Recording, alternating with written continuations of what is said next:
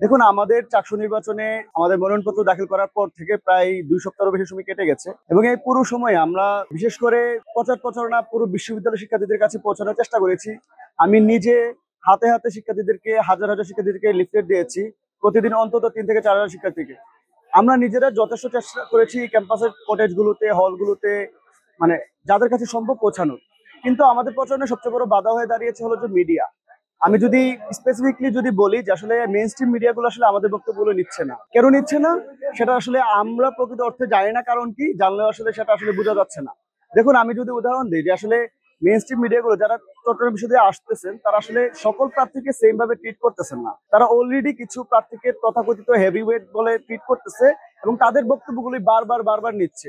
অথচ আমরা যে, আমি নিজে একজন ভিপি পদপ্রার্থী এবং আমাদের যে একটা প্যানেলের যে একটা স্ট্যান্ড পয়েন্ট আছে, এরা তারা তুলেই ধরে নাই। মেইনস্ট্রিম মিডিয়া গুলো আছে আমাদেরকে আসলে এবার করার চেষ্টা করতেছে।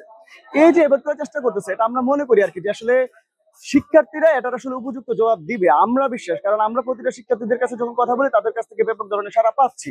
সুতরাং এটা নিয়ে আমরা খুব বেশি চিন্তা করতেছি না। আবার আমরা এটা আসলে অনেকটা আশঙ্কা করতেছি যে আসলে যেহেতু মেইন স্ট্রিম মিডিয়া গুলো যেহেতু মানে পার্টিকুলার কয়েকটা গ্রুপকে আসলে অনেক বেশি হাইলাইট করার চেষ্টা করতেছে এবং এটা আসলে আমাদের যে নির্বাচনে যে লেভেল প্লেইং ফিল্ডটা এটা আসলে নষ্ট করতেছে এবং এটা আমাদের জন্য আসলে একটু একটু খারাপ লাগার একটা ব্যাপার আর কি। তবে আমরা মনে করি যে মিডিয়ার যে কাজটুকু তারা আসলে সবার বক্তব্যগুলো আসলে প্রচার করা উচিত। যেমন আমরা বলি যে আসলে চাকসু নির্বাচনে সার্থকতা তখনই আসবে যখন আসলে কোনো ধরনের মানে পরিবর্তনগুলো আসবে, সিস্টেমের বদলগুলো যখন আসবে। যেমন আমাদের মূল বক্তব্যটা যেটা ছিল আর কি যে আসলে আমরা চাই দীর্ঘ 35 বছর পরে চাকসু নির্বাচনটা হচ্ছে, এর মাধ্যমে যেন আসলে বিশ্ববিদ্যালয় প্রশাসনিক যে সিস্টেম এবং বিশ্ববিদ্যালয়ের যে একটা রাজনৈতিক আধিপত্যবাদের যে একটা অপসংস্কৃতি রয়েছে এটা যেন দূর হোক।